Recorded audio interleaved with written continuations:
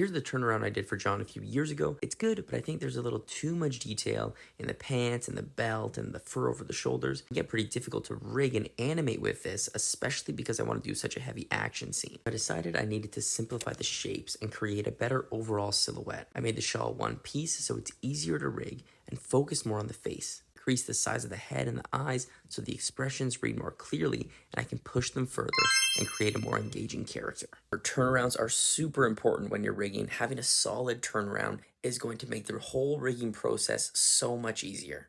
I'm all about taking shortcuts, so what I did was I used the Bruno rig I made last month, copied the nodes, pasted them special, and created a blank rigging template that I can use. So by using these settings and pressing add or remove exposure, never create drawing files, and create new columns, what you basically get is a blank network of nodes that are already named and already set up. I love this because even though you still have to draw your artwork, set your pivot points, and create those deformers, your actual node network is already made. Cutter systems are already working. Auto patch systems are already set up. You don't have to redo the complex parts of the rig. Before I start drawing, I need to set up my reference. I bump up the image quality so I can actually see what's going on.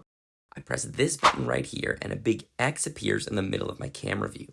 Using a peg, I can resize and move my image to line it up perfectly. When it comes to actually drawing the artwork, it's pretty straightforward. I use the line and the shape tool, and then I use my contour editor to adjust the points to match my reference.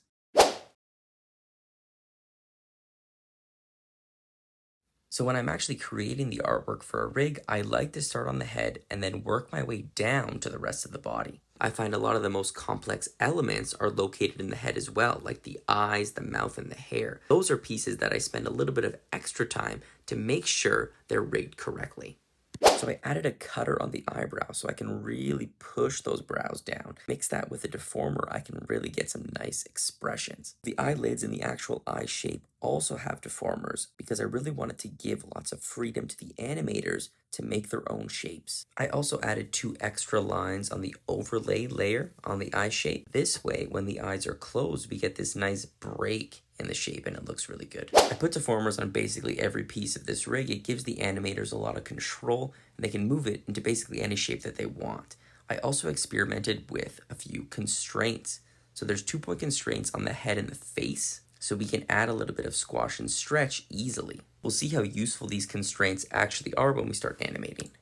The arms are also pretty straightforward. We have these nice arm joints with an overlay line on the top so we get those automatic elbow creases. I also added a few handles to select those hard to reach pieces on the arm. Once we have all the artwork drawn for the front view of our character, we can use the deformers or draw new drawing swaps and kind of match those pieces to our other views in our turnaround. And when it comes to flipping this character, because I don't want to match the poses twice, I made sure that I flip the pieces individually. So on the head, I flip the head and neck peg. I flip the arms and torso peg.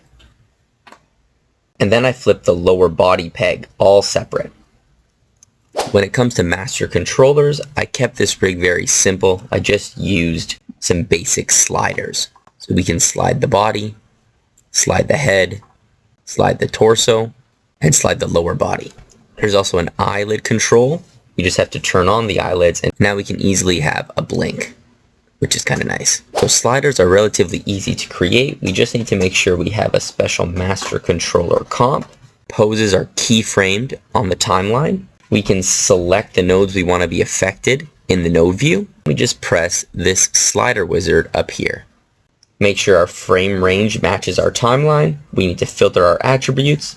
Then you can just name this and create it, and it should drop in your scene. So there you have it, guys. This is the final result. Jon Snow, a little bit of a redesign, but I love the way it turned out. This was super fun to design and rig this guy. And I think overall this rig is an improvement even from my last Bruno rig. A couple of problems we had to solve along the way. So while I was rigging this, I really was trying to think that this was for an action scene, so it needed to be very flexible. I needed to get some really great dynamic poses. So I cannot wait to test this guy out and find a whole bunch of new problems that I have to fix for this rig. So let me know in the comments, guys, what you think. If you like this rig, if you like the design, if you don't like it, let me know. But yeah, thanks for watching.